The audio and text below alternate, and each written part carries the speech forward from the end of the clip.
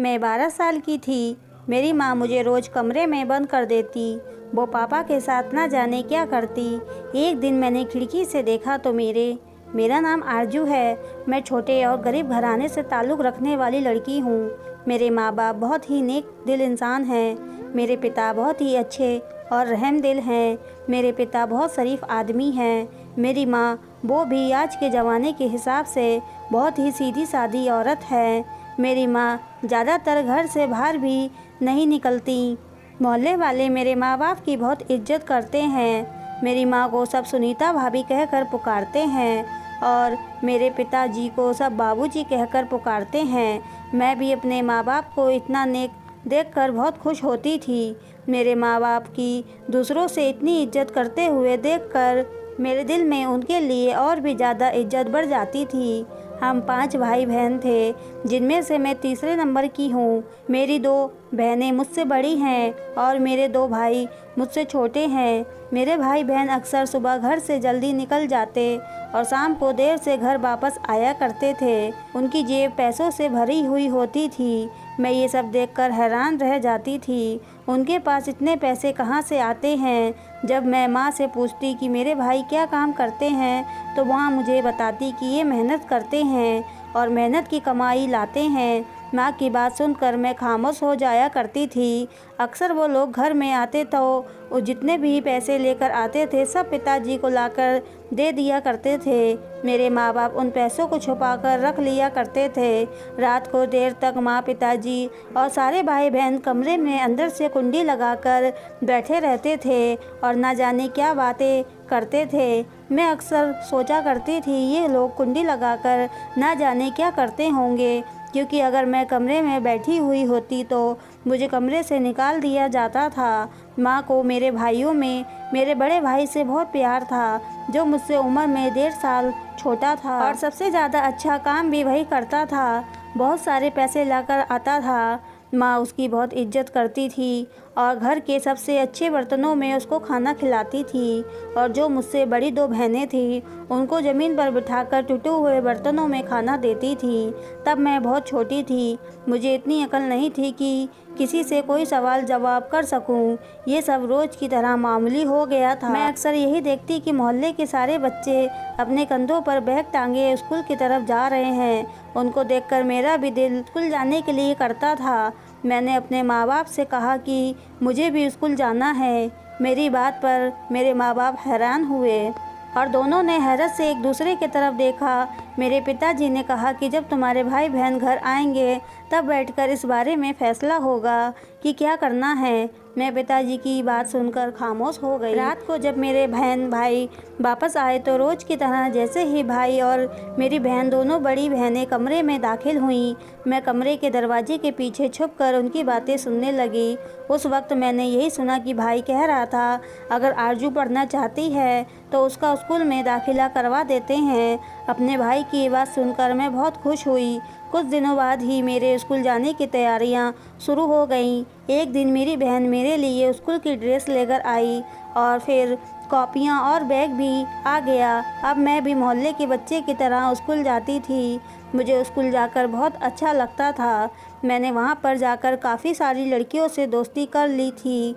एक दिन स्कूल जाने के लिए जब मैं अपनी माँ से चोटियाँ बनवा रही थी, उन्होंने मुझसे एक बात कही। मेरी माँ कहने लगी, आरजू बेटा, तुम्हारे स्कूल में तुम्हारी सहेलियाँ पैसे लेकर आती होंगी।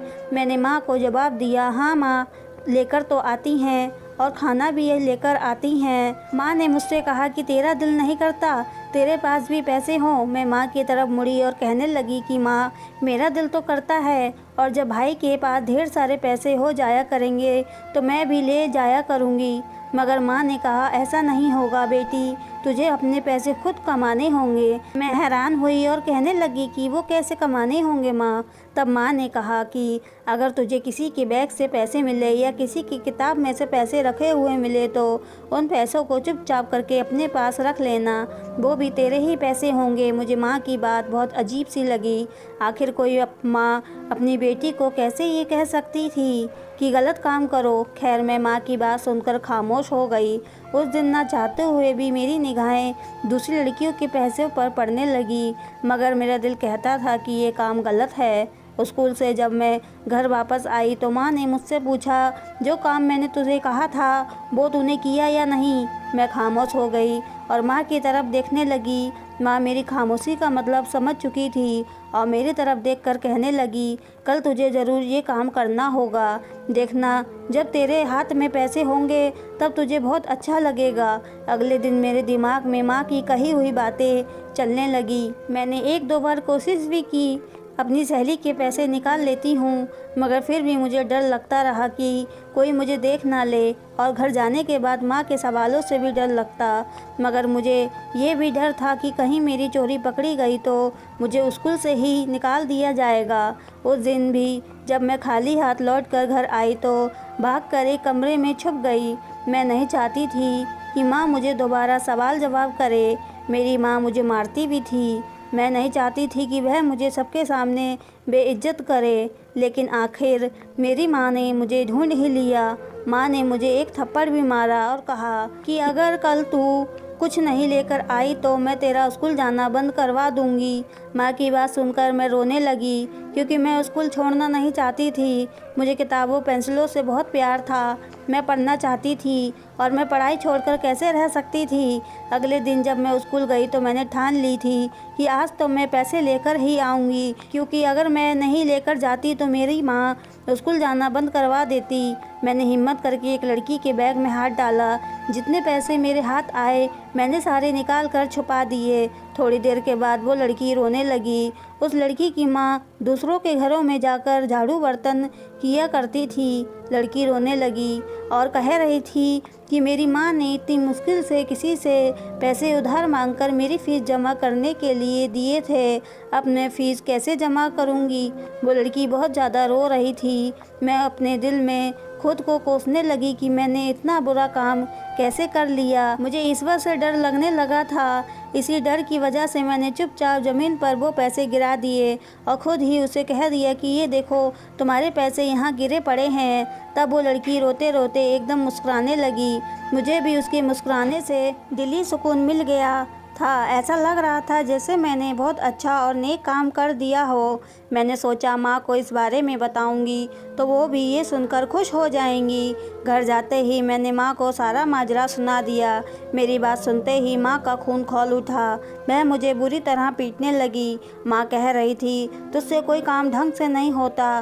तू मेरे घर की है कि नहीं? आज तेरे बाप और भाई से कहती हूँ कि तेरा स्कूल जाना बंद करवा दे। मेरा शरीर बहुत तकलीफ़ में था, मगर मेरी माँ को इसका ज़रा भी एहसास नहीं हुआ। माँ मुझे अपनी लाल लाल आंखों से घूरती हुई कमरे से बाहर चली गई। मुझे बहुत डर लग रहा था कि अब क्या होगा। स्कूल छोड़ने के बारे में मैं भी सोच नहीं सकती थी। मुझे अपनी शिक्षा और पढ़ाई से बहुत मोहब्बत थी, मगर आज मेरे माँ बाप मेरी ज़िंदगी का सबसे बड़ा फ़ैसला करने वाले थे। मैं डर से काँप रही थी और मेरी आंखों से आंसू भी निकले जा रहे थे। जब मेरे सारे भाई बहन और माँ बाप कमरे में गए तब मैं छुपकर उनकी बातें सुनने लगी, क्योंकि आज उन्होंने दरवाजे की कुंडी नहीं लगाई थी। मैं ये भी जानती थी कि आज मेरी किस्मत का फ़ैसला होने वाला है, मगर वहाँ तो कुछ और ही हो रहा था। पिताजी के हाथ में कुछ पैसे थे। उन्होंने पहले बड़ी दीदी के लाए हुए पैसे गिने और फिर छोटी दीदी के गिने, फिर भाई के, लेकिन बहनें जो पैसे लाई थीं वो भाई से थोड़े कम थे। इसी बात पर माँ मेरी बहनों से लड़ाई कर रही थी और भाई को प्यार कर रही थी। मेरी समझ में नहीं आया कि ऐसा क्यों होता है। माँ कहने लगी कि मेरी बेटियाँ बहुत निकम्मी हैं, किसी काम की नहीं हैं। माँ सबको मेरी हरकत के बारे में बता रही थी। फिर माँ ने कहा, देखो मेरा बेटा कितना अच्छा है, रोज़ लोगों के जेबों से ढेरों पैसे लेकर आता है। माँ की बात सुनकर मैं हक्का बक्का रह गई। अब मुझे पता चला कि माँ मुझे चोरी करने के लिए क्यों कहती हैं और मेरे भाई बहन क्यों देर से घर आते हैं। मेरे ख़ानदान में शुरू से ही ये काम होता था। शायद इसी काम की वजह से हमें 2 वक्त का खाना मिल जाया करता था। मेरे माँ बाप और मेरे भाई बहन जेब कतरे थे। ये जानकर मुझे बहुत दुख हुआ और मेरी आंखों में आंसू आ गए। आज उन सब के असली चेहरे मेरे सामने आ चुके थे। मेरे सर पर तो जैसे आसमान आ गिर गया था। मैंने कभी सोचा भी नहीं था कि इतनी इज्जतदार, नेक और सीधे माँ बाप के पीछे ऐसे राक्षस लोग भी छुपे होंगे जो लोगों की मेहनत की कमाई चोरी कर कर अपना पेट पालते हैं। माँ ने पिताजी को बताया कि आज स्कूल में होने वाले वाक़ये के बाद भी वो मुझे स्कूल से हटाना चाहती हैं। ये सुनकर मेरा दिल चाहा कि मैं ज़ोर ज़ोर से रोने लगूं, लेकिन अगर मैं ऐसा करती तो शायद माँ मुझे और ज़्यादा मारने लगती। मैं सच्चाई का घूंट गले में उतारने की कोशिश कर रही थी। अब मैं जानती थी कि मैं कभी स्कूल नहीं जा पाऊंगी। मैं रोज़ दरवाजे के पीछे छुपकर उनकी बातें सुनती थी। मैंने देखा कि अक्सर पहले मेरे माता पिता ही पैसे गिनते थे, उसके बाद फिर दोनों दीदी और फिर भाई कमरे में जाते थे। जो पैसे कम लेकर आता था माँ उसे खूब डांट लगाती थी। माँ ने मुझे बहुत बार बातें सुनते हुए देख लिया। पहले तो सब मुझे वहाँ देखकर परेशान हो गए। पहले तो माँ ने मुझे बुरी तरीके से डांटा, उसके बाद पिताजी ने कहा इसे मत डांटो, अब इसे सब पता चल ही गया है तो कल से ये भी अपने बहनों के साथ जेब काटने जाएगी। लेकिन मैं इस काम के लिए तैयार नहीं थी। मैंने इनकार किया तो मेरी माँ ने मुझे मारना पीटना शुरू कर दिया। कुछ दिन ऐसे ही ताने खाते हुए और मार खाते हुए गुजर गए, मगर अब मैं काम करना चाहती थी। फिर अचानक एक दिन पिताजी ने कहा कि हमें इलाका बदलना होगा। हमारे साथ ऐसे ही होता आ रहा था कि कुछ साल हम किसी और इलाके में रहते थे तो कुछ साल कहीं और। हमारी ज़िंदगी भी किसी खानाबदोश से कम नहीं थी। सब घर वाले दूसरी जगह जाने की तैयारी में लग गए और 1 महीने के अंदर अंदर हम दूसरे इलाके में रहने चले गए। मैंने स्कूल में दाखिला तो दोबारा ले लिया, मगर घर के हालात देखकर मेरा जी चाहता कि मैं कहीं दूर भाग जाऊं। मैंने स्कूल में पढ़ा था कि चोरी करने वालों की सज़ा बहुत बड़ी होती है, चोरी करना पाप है। तब मैं सोचती कि मेरा परिवार वालों को क्यों कोई कुछ नहीं कहता। ईश्वर ने इनकी रस्सी इतनी ढीली क्यों छोड़ रखी है, आखिर क्यों अभी तक आज़ाद घूम रहे हैं। धीरे धीरे दिन गुजरते गए और मेरे घर वालों के कारनामे अभी भी बरकरार थे। इन सारी बातों को नज़रअंदाज करके मैं पढ़ाई पर ध्यान देने की कोशिश कर रही थी। जब मैं 9वीं कक्षा में दाखिल हुई तो पिताजी ने मेरा खर्चा उठाने से इनकार कर दिया। एक दिन जब मैंने पापा से फ़ीस के पैसे मांगे तो वो मेरी तरफ गुस्से से देखने लगे और कहने लगे कि अब ये हमारी नहीं तुम्हारी जिम्मेदारी है, अपनी फ़ीस का बंदोबस्त खुद कर लो। पिताजी मुझसे लड़ने लग गए और कहने लगे कि जब तेरी दोनों बड़ी बहनें तेरी उम्र में थीं तो पूरे घर का खर्चा खुद उठाती थीं और तू है कि अब तक हम पर बोझ बनी हुई है। पिताजी की बात सुनकर मैं हैरान रह गई। खैर किसी तरह मेरी 9वीं कक्षा पूरी हो गई थी। अब तो मैं 10वीं में आ गई थी और अब मुझे लगने लगा था कि अब मुझे भी इस गलत रास्ते पर चलना ही होगा, क्योंकि मेरे पास कोई दूसरा रास्ता नहीं था। अगले दिन छुट्टी का था तो मैं भी अपने बहन भाइयों के साथ निकल पड़ी और एक बस में सवार हो गई। बस किसी स्टॉप पर रुकी, तब मैंने एक लड़की की जेब में हाथ डालकर पैसे निकालने की कोशिश की। मुझे लगा फ़ौरन किसी ने मेरा हाथ पकड़ लिया हो। मेरे हाथ पैर कांपने लगे। वो हाथ उसी लड़के का था जिसकी जेब से मैं पैसे निकाल रही थी। वो लड़का मुझे देखकर मेरा हाथ पकड़कर फ़ौरन बस से नीचे उतारा और मुझे गुस्से से देखते हुए बोला, तुम्हें शर्म नहीं आती ऐसी हरकतें करते हुए? मैं चाहूँ तो तुम्हें जेल भी भिजवा सकता हूँ। मुझे कुछ भी समझ में नहीं आ रहा था कि मैं अब क्या करूं। मेरा शरीर पूरा पसीने से तर हुआ था। मैं उसके सामने खड़ी डर के मारे कांप रही थी। आज मैंने पहली बार ये काम किया था और पहली बार में ही पकड़ी गई। मुझे ये लग रहा था कि कहीं ये लड़का मेरे हाथ ही ना तोड़ दे। जब मुझे कुछ समझ नहीं आया तो मैंने उसके आगे हाथ जोड़ दिए और कहा कि मैं ये सब कुछ मजबूरी में कर रही हूँ। मैं पढ़ना चाहती हूँ मगर मेरे पास फ़ीस के लिए पैसे नहीं हैं। भगवान के लिए मुझे जेल मत भिजवाना। लड़का मेरी बात मानने के लिए तैयार नहीं था। मैंने उससे कहा, मैं तुमसे वादा करती हूँ दोबारा ऐसा काम कभी नहीं करूँगी। मेरे ज़्यादा गिड़गिड़ाने पर उसने एतबार कर लिया। उसने अपने हाथों से मेरी फ़ीस के पैसे दिए और कहा, ये फ़ीस के पैसे रख लो और अपने वादे पर कायम रहना। अगले दिन मैंने स्कूल में फ़ीस जमा करवाई। उसके बाद मैंने कभी चोरी करने की कोशिश भी नहीं की। मेरे घर वाले मुझसे बहुत तंग आ गए थे।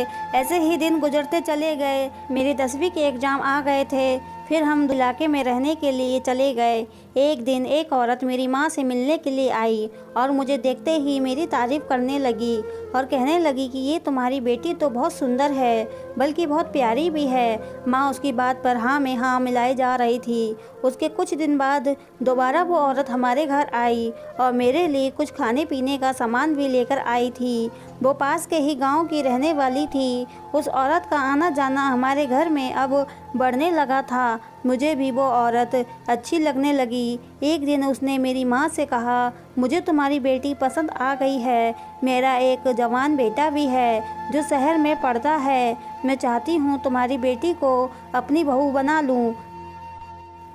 माँ तो जैसे पहले ही तैयार बैठी थी, मुझसे अपनी जान छुड़वाना चाहती थी। उनके चेहरे पर मुस्कुराहट उतर आई। वो कहने लगी, मुझे तो कोई एतराज़ नहीं, जैसे ही इसके पिता घर आएंगे मैं उनसे बात करके तुम्हें बता दूंगी। माँ ने पिताजी से बात की और कहने लगे कि आरजू तो वैसे भी इस घर के लिए बोझ है, हमारे किसी काम की नहीं, तो बेहतर यही होगा कि इसकी शादी कर दी जाए। कुछ ही दिनों बाद सादगी से मेरी शादी कर दी गई।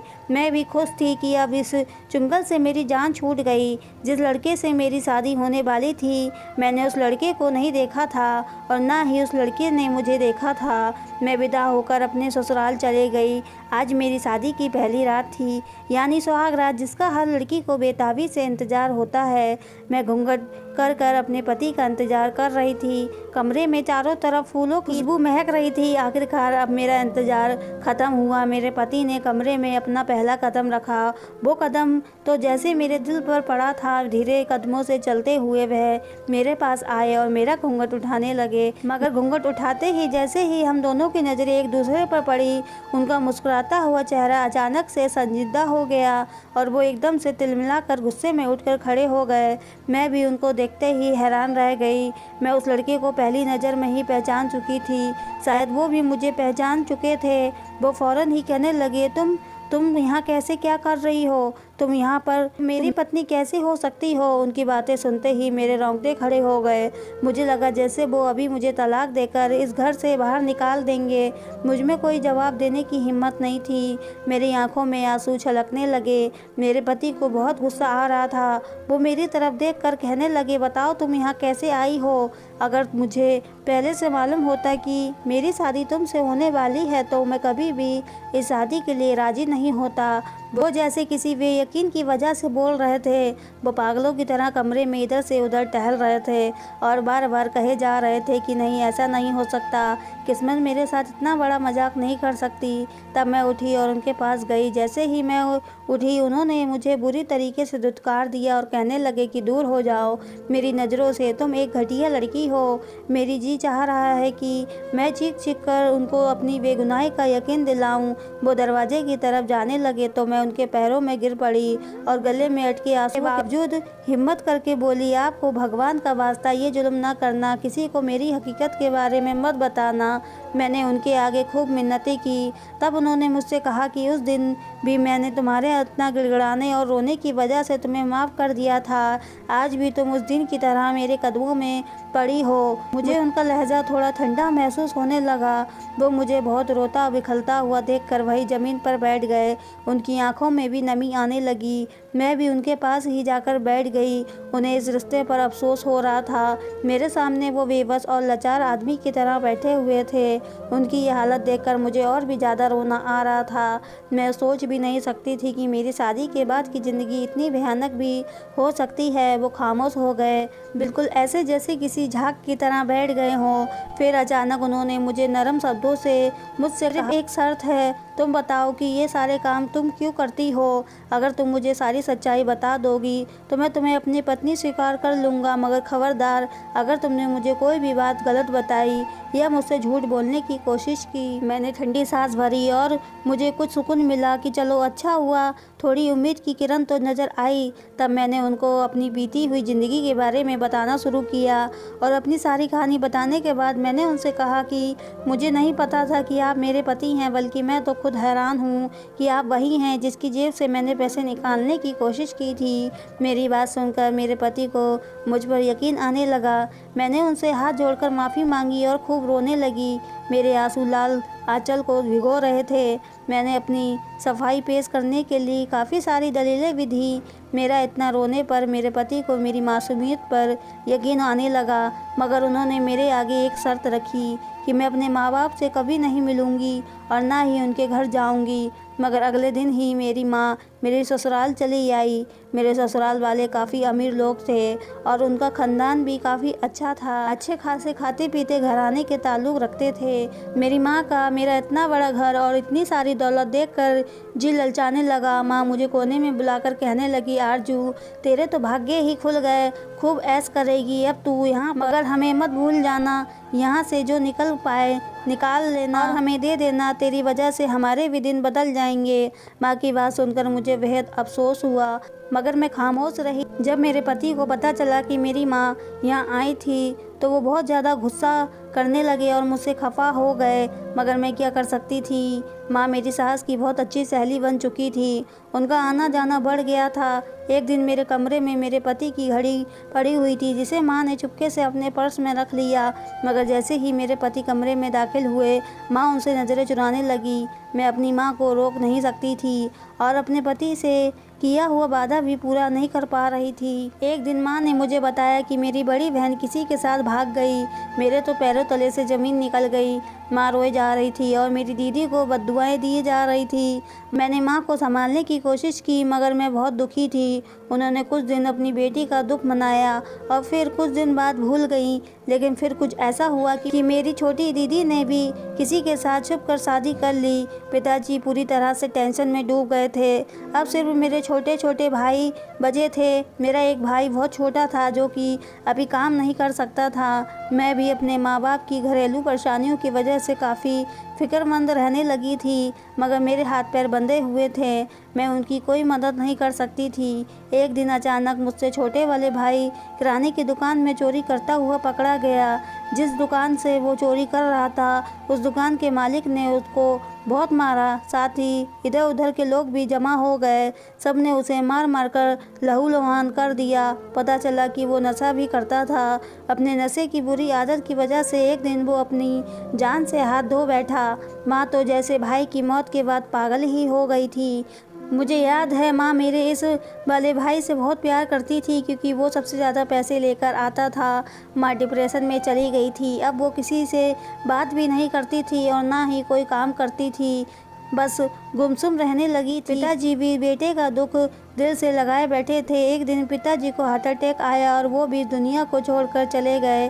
पिताजी मेरी माँ का आखिरी सहारा थे, जो कि अब ख़त्म हो चुका था। वैसे भी माँ बहुत कम बोलने लगी थी, मगर जब कोई माँ के सामने आता था तो उसे मारने लगती थी और कहती थी कि ये मेरे बेटे का कातिल है। उनका हर शख्स में अपने बेटे का कातिल नज़र आता था। आस पड़ोस के लोगों ने माँ को पागलखाने में भर्ती करवा दिया। अपने माता पिता के घर को ऐसे उजड़ता हुआ देखकर मैं बहुत परेशान रहने लगी थी। अब मेरा एक छोटा भाई बिल्कुल अकेला हो गया था। मैं उसके फ्यूचर के बारे में सोच सोच कर परेशान रहती थी। एक दिन अचानक मेरे पति मेरे भाई को अपने साथ ले आए। ये देखकर मैं बहुत खुश हुई और मेरे दिल में उनके लिए इज्जत और भी बढ़ चुकी थी। अब मेरा भाई बेसहारा नहीं था और गलियों में धक्के खाता नहीं फिरता था। मेरा भाई बल्कि मेरे साथ रहता है और मेरे पति ने इसका एक बहुत अच्छे से स्कूल में एडमिशन करवा दिया है। मेरे पति भाई का सारा खर्चा उठाते हैं। वो कहते हैं कि हम दोनों मिलकर इसकी परवरिश करेंगे, उसको एक अच्छा और जिम्मेदार इंसान बनाएंगे। मैंने सोचा है कि मैं अपने भाई को अच्छी शिक्षा देकर अच्छा और एक नेक इंसान बनाऊंगी। मैं उसको देश की रक्षा करने वाला बनाऊंगी, ना कि दूसरों को बर्बाद करने वाला। मैंने अपने माँ बाप और बहन भाई का साया भी अपने छोटे भाई पर पढ़ने ना दिया और ना ही पढ़ने दूंगी। अब मेरा भाई 5वीं कक्षा में पढ़ रहा है। मेरा छोटा भाई बहुत अच्छा और सीधा है और कहता है कि वो बड़े होकर ईमानदार पुलिस ऑफिसर बनना चाहता है। दोस्तों, ये कहानी हमें यही बताती है कि बुराई का अंत बुरा ही होता है। इसलिए ज़िंदगी को जीने के लिए हमेशा सही राह चुनें। यदि हम सब हमेशा ही सही राह पर चलें तो हमें अपनी ज़िंदगी से मायूस नहीं होना पड़ता। सही राह पर चलकर हम एक दिन कामयाब ज़रूर होते हैं। दोस्तों, अगर ये कहानी आपको पसंद आई हो तो चैनल को सब्सक्राइब, वीडियो को लाइक करना ना भूलें। पूरी कहानी सुनने के लिए आपका बहुत बहुत धन्यवाद।